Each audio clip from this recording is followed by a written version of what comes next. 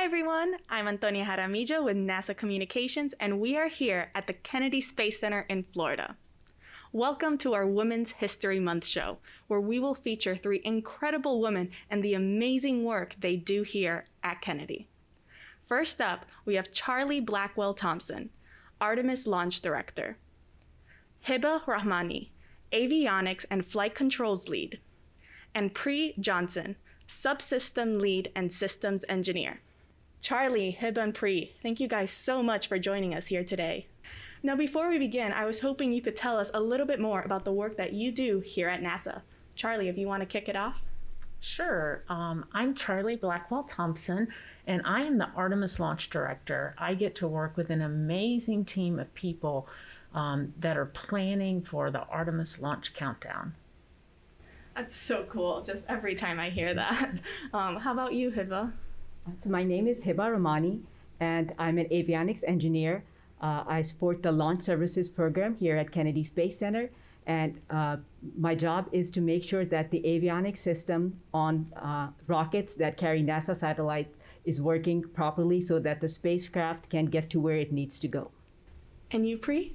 I'm a subsystem lead and a systems engineer for MSOLO, which is a modified commercial off-the-shelf mass spectrometer that will map out the abundance of water and other volatiles on the moon. This will give us more information about what resources will be available for Artemis astronauts on the moon when they get there.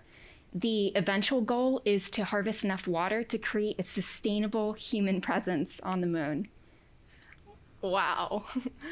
You know, I hear you guys talk about your jobs and everything, and well, it all sounds really cool, and sometimes I'm kind of like, what does it all mean? So I'm sure you get this question a lot, but if you could pinpoint it, what is the one thing you enjoy the most about your job? Well, I'll tell you my favorite part. My favorite part of my job is working with the team. And in particular for Artemis, as we get ready for this first launch, you know, we are learning and we're growing together. And so building that launch capability is one of the favorite parts of my job, but it's the people aspect of seeing individuals grow in their subsystem and then how we all come together as a team. You know, in the final minutes and seconds of launch countdown, as the countdown clock is moving, I depend upon our team to make the go, no-go calls in those critical moments. And the way in which we get prepared for launch day is through dedication, it's through practice, it's through that learning and growing environment as a team. So that's my favorite part of my job. Oh, I love that. It's funny, I actually was going to have a similar response about working with the team. What I enjoy most is working with a passionate, dedicated team that's willing to do literally anything it takes to complete our mission on the moon. And the reason our team has that passion is because the mission is unbelievable. You know, why did people care about Apollo? Yes, there was the space race, but if you go outside tonight, look up at the moon and think about how men have walked on it. Think about the joy and unity and hope that gave people all around the world as they watched that first broadcast from the moon. And now we're setting the stage to create a sustainable human presence there. And it's going to take a lot of blood, sweat, and tears, hard days and long nights, just like it did in the Apollo program. But we're NASA. Our team has that goal in mind, and we won't stop. Not for a hurricane, not for a pandemic. You know, we're going. And my favorite part about my job is getting to be a part of that team. So I'd like to echo the same comments. The team that we work with here is just amazing, and it is an honor and privilege to be part of the team. I would also like to add that my favorite part of the job is actually launch day, because that's when years and years of hard work that the team has gone through, all of that comes together in that one day, and we get to see the rocket launch and take the astronauts or the satellite, whatever we're launching, take it to its destination. No, absolutely. I know launch day is one of my most exciting days. Not only is it a sight to see, but just like how you guys were saying, I mean, it's all about that team and everything. And the fact that then you guys can come together and celebrate in this one unifying moment, that must be so incredibly exciting for you guys, especially. I can't even imagine. Going on the whole inspiration note, can you tell us, who has been the person that has inspired you the most, especially now at this point in your career? So my greatest inspiration has always been astronauts. When I was a kid, I would whenever I would walk at night, I would watch the moon and stars. And whenever I would look at the moon as a kid, I would think about astronauts like Neil Armstrong, who have stepped on the moon. And when I started working out here at Kennedy Space Center, I had the opportunity to meet several astronauts because my first job here was working on the processing of the International Space Station. And we had several astronauts who would come to the high bay where I was working. And it was just an honor and inspiration to meet them and get to know them. So for me, it's both my mom and my mother-in-law are strong women, though they've each taken very different paths in life. And so they've been a testament to me that no matter what you choose to do or what your circumstances are, you have the strength you need to keep going. Yes, it's similar to Pri. I would say when I grew up, my mom was a huge inspiration to me, and she always instilled in me the belief that you can do whatever you want to do. Certainly, as I got older, a little bit older, and looked around, I had role models that were women who were doing things that maybe were not traditional roles for them. Women like Amelia Earhart, Sally Ride, Katherine Johnson, Mary Jackson, Dorothy Vaughan, Joanne Morgan, who's is closer to home and worked here at Kennedy Space Center and was the only woman in the launch team for Apollo 11. So it would be hard to pick who is the most inspirational, but certainly, there's such a debt of gratitude to all the amazing women who came before us, who really, laid that path for us to walk down. So just some amazing women, and certainly draw inspiration from all of them. Definitely. And I mean, just all the examples that you gave, Charlie, I'm sure you three are also, inspiring several women either who work, with you or the next generation of women. I mean, just look at you, you're NASA's first female launch director, and that's just an amazing feat to accomplish. And I'm sure that's just going to inspire so many people to lead that way. And just in general, I mean, we now want to send the first female astronaut to the moon. And, Hibah, you mentioned how having astronauts on the moon, that was a big inspiration for you. And I just gotta say, because I'm curious and I always ask it to anyone who works at NASA, if you guys would you want to ever be an astronaut and go into space? I would love to. Definitely. Same here. Yeah. I would too. Yeah. Absolutely. Yeah. No, that would be awesome. I would like you guys to all, we could all go together, do a show from there, from space. No, that would be so cool. When did you first realize that you had a passion to pursue a STEM field? Just like how you guys mentioned, it hasn't always been the super traditional role for women, but here you guys are pursuing your passion and doing amazing at it. So for me, it's a little different because in the Indian culture, you're often told what you're going to do when you grow up.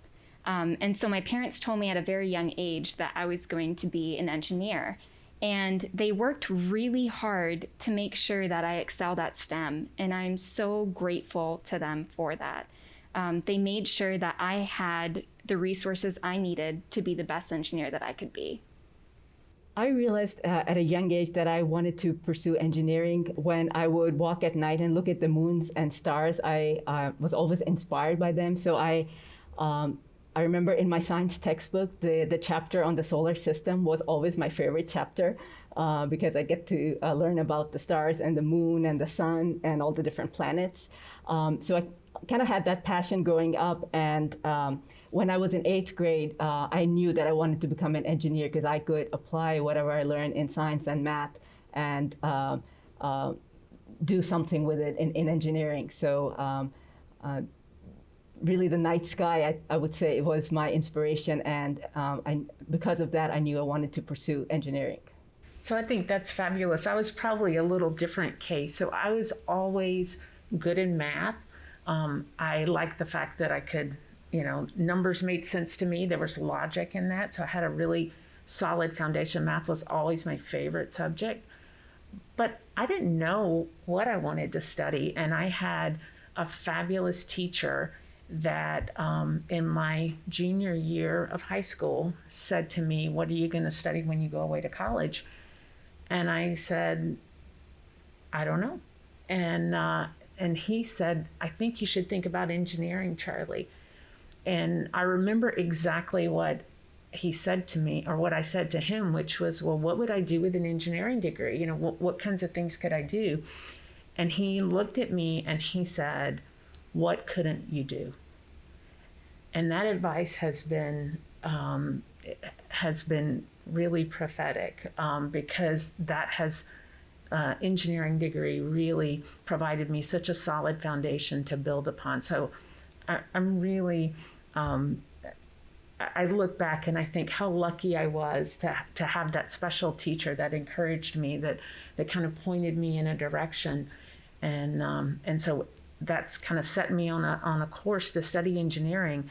And then in terms of that passion for STEM, when I came here to Kennedy Space Center a long time ago, and walked in the firing room, I knew in that moment that I wanted to be a part of that team and that I wanted to earn me a place in the room.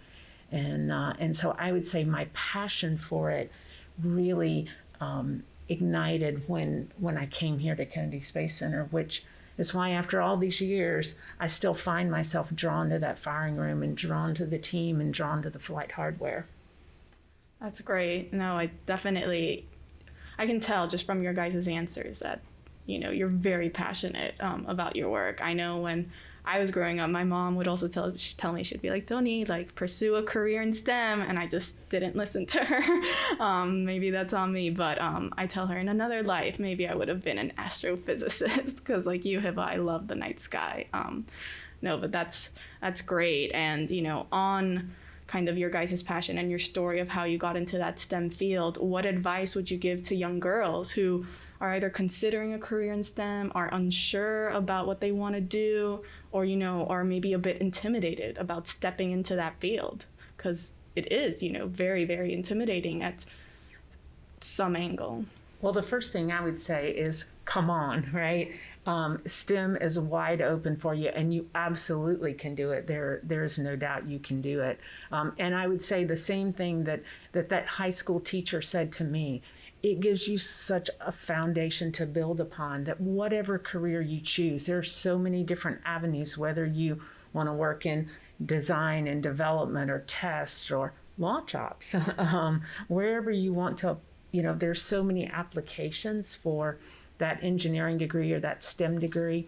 And I think it gives you just such a springboard. So I would highly encourage young ladies to think about STEM and to give it some thought, because it is really a great field to study in. My advice to any young girl who wants to pursue STEM is to go for it. Like you said, there may be people who are discouraging you, or you may feel intimidated, but I would just say ignore all those people and all those thoughts, and go for it, because STEM is a very rewarding and fulfilling career. So I would highly encourage anyone who wants to pursue it to go for it. I'd say don't let anyone tell you that you aren't good at something, whether that's math or science or writing or art. You likely just need things explained in a different way if it's not clicking right away. So ask for some one-on-one time with your teacher, or get a private tutor. spend the time that you need to get it right, because you eventually will get it right if you work really hard. I think that's great advice, because I think sometimes, you know, you think, well, if this is hard for me, then maybe it's not meant to be. And I can tell you, engineering school was hard for me. It was not, there were certain courses that were maybe a little easier than others, but it was definitely challenging at times. But I'm so glad that I stuck with it. So, you know, I agree with you in the, you know, stick with it. I just want to share a small, a short story, personal story. As Charlie and Pri were mentioning that, you know, there will be challenges, and engineering, you know, you may find some challenges along the way. And I wanted to share one of my challenges, and that was I failed my first physics exam in engineering school, and I cried about it. I was discouraged, but I also knew that I was not going to let this one test get in my way of becoming an engineer. So I worked really hard in that class, and I started to pull up my grade, and eventually ended up with an A in the class. So don't be discouraged if you come across challenges along the way. The end result is worth it. Absolutely, and that's just great advice in general. You know, don't give up, and don't, you know, you're gonna fall down sometimes, but as long as you pick yourself back up, then, you know, we can achieve our dreams. I think that's just great advice in general, and that's awesome. I hope that inspired any young viewers watching. You know, obviously, as you guys mentioned, you know, Hibah, you just said when you failed your first physics exam. We have all faced challenges in our lives. Can you tell us a little bit of some of the challenges, or one challenge in particular that you have faced in your career, and how you overcame it? So I used to have a hard time speaking up because I was afraid of being wrong. And eventually I realized that it's okay to be wrong sometimes. I learned that you just have to work really hard. Don't be afraid to ask questions, and have confidence in yourself. Because when you have that confidence, you're able to learn so much more. One of the challenges that I had in my career was I was asked to lead the effort for certifying SpaceX's Falcon 9 rocket, certifying the avionics system on that rocket for the LSP, Launch Services Program. And before we can fly a NASA satellite or any rocket, we need to certify it. And I had never gone through the certification process. So it was a learning experience for me. I had to learn how to do it. Had to review lots of data, had to do technical assessments. And as we were talking earlier, I'm very fortunate that I work with a great team. So that team effort resulted in LSP launching JASON-3, which is an ocean observing satellite in 2016. And that was years of hard work that the team had performed to certify that rocket. So that was something new, something challenging for me. And the reason I was able to we were able to accomplish that certification was through teamwork, hard work, and dedication. So let's see, I've had a lot of different challenges over the years, but I think the one that maybe for me, the biggest, that wasn't really a technical challenge per se, but was more of a personal challenge, was learning to balance between my family and my work. And I'm a mother of 3. And so when I had my children and they were young, this was 25 years ago. And so a lot of the policies that we have today, the family-friendly policies, flex time and other things, weren't really mainstream. And so it was figuring out, you know, how to take care of the high priority items at home and be involved with my children and be involved in the things that they were doing, their sports and their activities at school. And at the same time, you know, being involved in work and the things that were of high priority there. And so it took some there's only so much time in the day and you really can't do everything. And so for me, I had to learn that, my time to place it on those priority items and to make sure that those things that were really important to me, either at home or at work, or really important to my team or my project at work, that those were getting taken care of. And so it was really a lesson in prioritizing for me. And that was kind of hard for me in the beginning. Oh, absolutely. I think just in general, yeah, being able to manage your time effectively is such an important tool that, I know I still find myself struggling to do. And I'm not a mom, yet or anything. And so that's just incredibly challenging. I can't even imagine. I know I have like my lead, she just became a mom and everything. And sometimes I'm like in awe of the work that she does, and being able to do both. Kind of have to be like a super mom. That's so great. We've talked a lot about here, like the work that we've done and everything. I think one of the most awesome things that we have here at Kennedy Space Center is, like how you mentioned, Hibah, is we have rockets launching from our backyard. And so just out of curiosity, I kind of want to know, what has been your favorite launch that you have seen, worked on, been a part of, whichever aspect, and then which is the one you're looking forward to the most? Being a part of the launch team for the mission that was going to return to Hubble was pretty special. Being here for the very last space shuttle flight and being in the control center for that, also very special. The one that I'm looking forward to the most is the upcoming Artemis 1 launch. So that one's an easy one for me. No, I'm looking forward to that one too. How about you, Hibah? So it is very difficult to pick a favorite launch because all of them are special. I will mention again Jason 3, the Jason 3 launch. It launched from Vandenberg in 2016, and that one is special to me because, as I mentioned, it was the first time I worked on a rocket from the very beginning, which is the certification process, and all the way through launch day. So that's what makes it special, but all launches are special. And which one are you looking forward to up next? We have later in this year, we have more launches on the Falcon 9.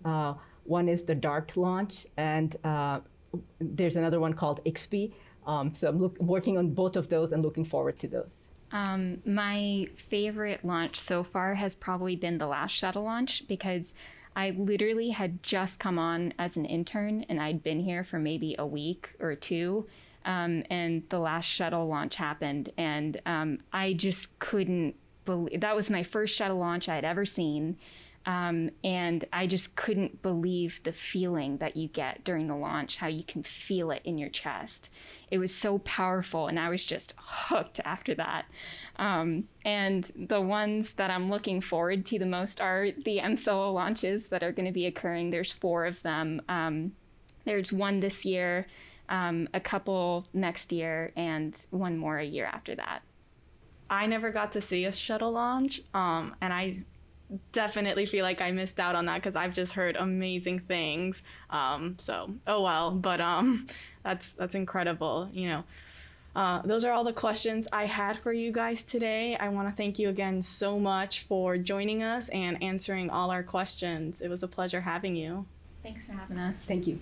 Thank you. It's a pleasure being here. Well, that's our show, everyone. Thank you so much for tuning in. And make sure to follow along for more incredible work that women at NASA are doing at nasa.gov/women. And don't forget to stay up to date to all the things happening here at Kennedy at nasa.gov/Kennedy. Thanks, and we'll see you next time.